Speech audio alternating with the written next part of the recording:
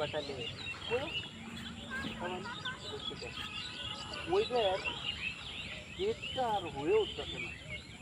মানে গত যে রমজানের ঈদ তার আগে যে ঈদ গেছে ওই ঈদের আর সম্ভবত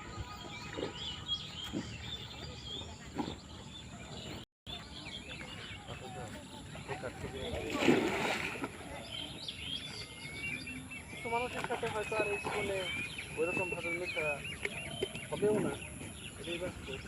আবার কিছু মানুষের সাথে ওই যে বললাম না যে কোনো কারণ ছাড়াই মনে হয় যে তার সাথে কথা বলতে পারলে তো শান্তি মিলে।